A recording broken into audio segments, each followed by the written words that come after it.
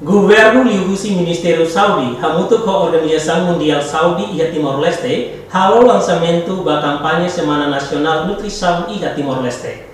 Vice-Ministro no Ministro Coordenador ba Assunto Social Mariano Asanami Sabino dehan lorong ida nebe ia significado bot ba Timor-Leste.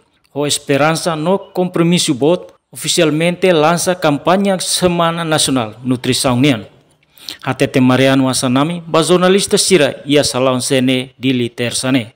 Ia fating hanesang Ministra Saudi Elia dos Reis Amaral informa lançamento campanha Semana Nacional Nutrição niang hanesan esforço nacional ida hodi promove Saudi nutrição no aihang seguro ba cada cidadão Timor-Leste.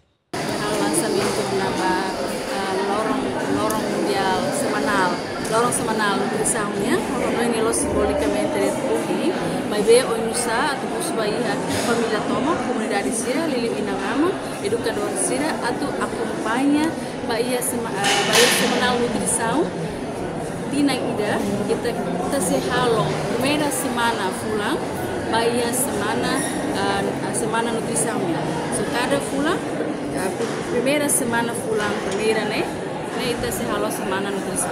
Yang tuta nutrição makanesang fundação ida banação nebe saudável. Nutrição laos det konaba han maibek conhecimento liusi hili aihang nebe nutritivo. Genícia da Costa, STL News.